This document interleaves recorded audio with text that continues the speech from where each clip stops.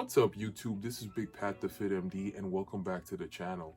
I'm going to teach you how to perform the squat correctly. Now, the squat is a very difficult exercise to perform because there's multiple places where you could do the exercise incorrectly. So I'm going to split this video tutorial up into multiple parts so that I could discuss things in more detail. All right. So to start this video off, I'm going to discuss what would be helpful to bring into the gym to help you out with this difficult exercise. All right, so let's get into it. So the first thing that you need to do is to dress properly. All right, so the reason why you need to dress properly is because if you're doing the squat properly, you're gonna be sweating a lot. I mean, bullets. I mean, when I do this squat thing, my shirt is drenched, the sweat is dripping down my face. It's down my back, it's in between my armpits, and it's crazy.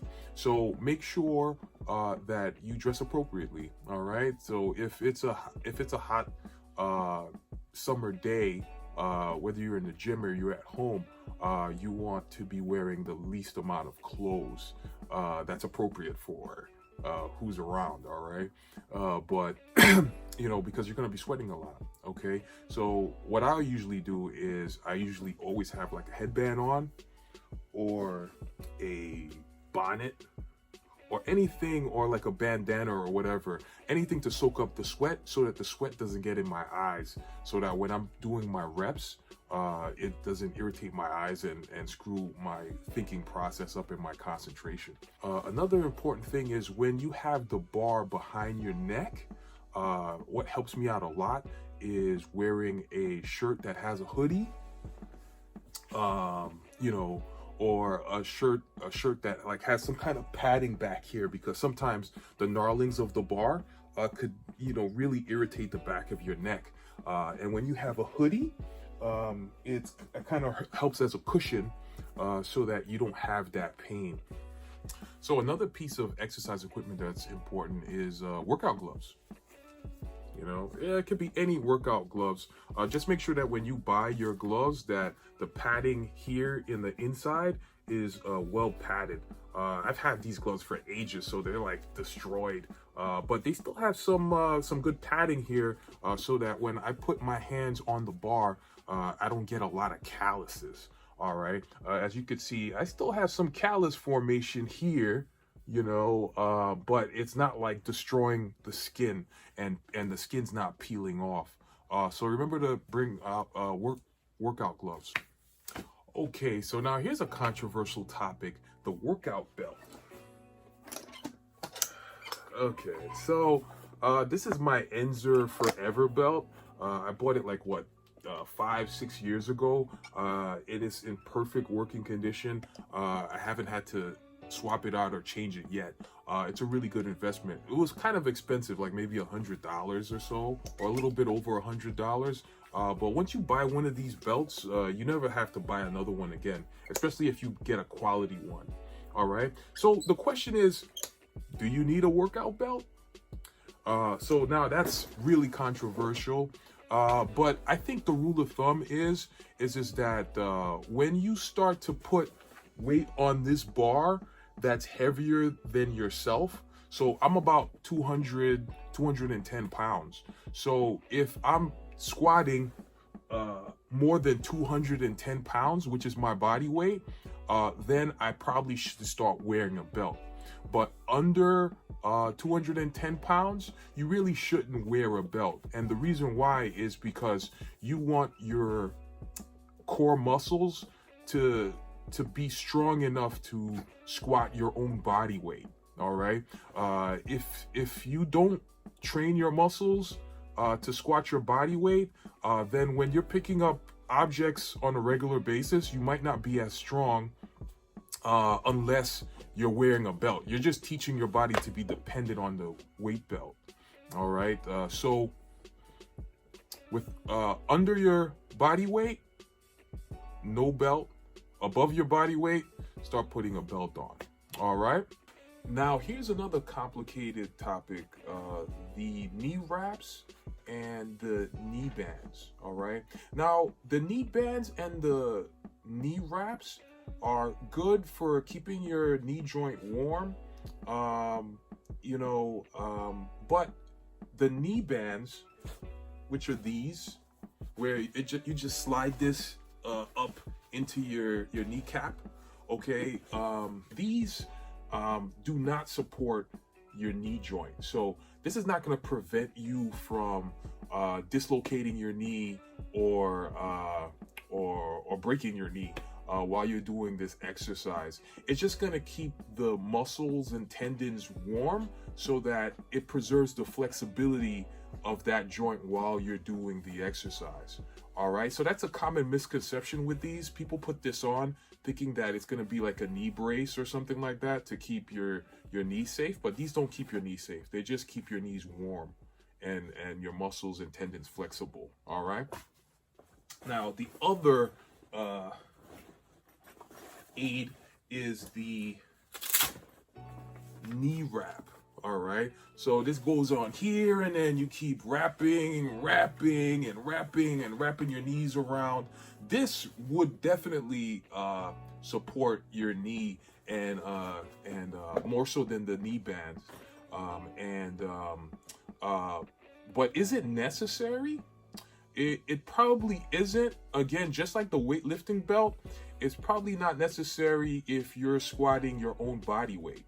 All right, but when you start getting into weights that are twice your body weight and that sort of thing, you probably should use the knee wraps, because remember, your body is kind of sort of designed to only really squat your body weight. So when you start squatting 3 times your body weight, your tendons, that puts a lot of pressure on your tendons. So your tendons will probably need some more support. So I would say to use these, all right, when you're in those kind of situations. But for the most part, you don't need knee wraps or knee bands. As long as you do the proper stretching exercises and you warm up your joints and your muscles, you should be okay.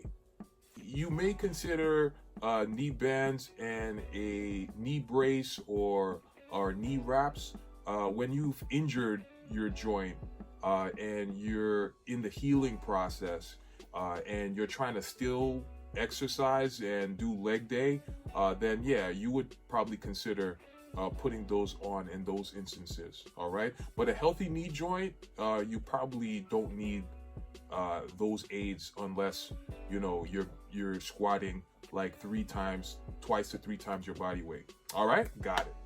Now this is exercise that demands a lot of flexibility in your legs. You're going to be squatting all the way down, so you want to make sure you're wearing something that's not going to tear when you are squatting all the way down. So you probably want to wear shorts, loose shorts. You probably want to wear joggers that are loose, like mine.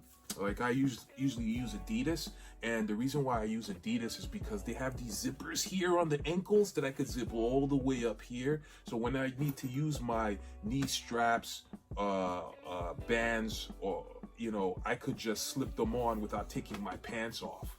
All right, so really love these Adidas pants. I'm not sponsored, by the way. And now for the final portion of the video, the most important part of this video, footwear. Now, when you squat, your feet should be flat on the ground, okay? There should never be a wedge under your heel, like the sole of a sneaker that acts as a wedge under your heel, because it's going to affect the positioning of your squat and the bar path. There are techniques to put a wedge under your heel because you have poor ankle mobility, but that's not what I'm talking about. What I'm talking about is wearing footwear that gives you height. That's going to affect your squat. So you want to be wearing no shoes at all, like squatting barefoot, or you want to be wearing weightlifting shoes, which are usually flat, like a flat platform underneath Or you could wear wrestling shoes, which are also very flat. And I have some wrestling shoes from Asics that I use all the time. Now it has a lot of grip underneath, so you could never like slip when you're squatting with these. And most importantly, the soles are flat.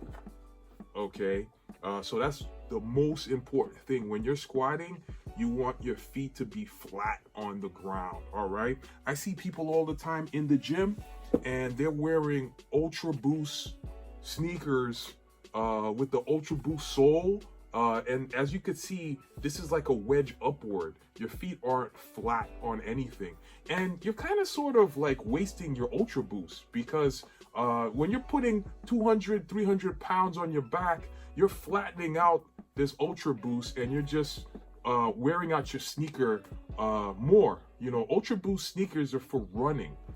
It's for shock absorber type of thing. So I see people all the time in the gym using this, and I don't understand why. You know, if you want the most out of your squat, you don't want to be exercising or squatting. You don't want to be squatting in these. All right. Another good shoe would be a Chuck Taylor. All right. This is also really flat, you know. So these are very, very cheap, under $100. So, you know, Chuck Taylor's weightlifting shoes, those are great. Not Yeezys. I mean, Yeezys. I see people in Yeezys, for crying out loud. All right. So I hope you enjoyed the video. In the next segment, I'm going to be discussing stretching before squatting. As you can see, I'm talking about a lot of things before I actually show you how to squat. And that's the reason, you know, you have to know a lot of stuff before you actually go under the bar. All right. So I'll see you in the next video.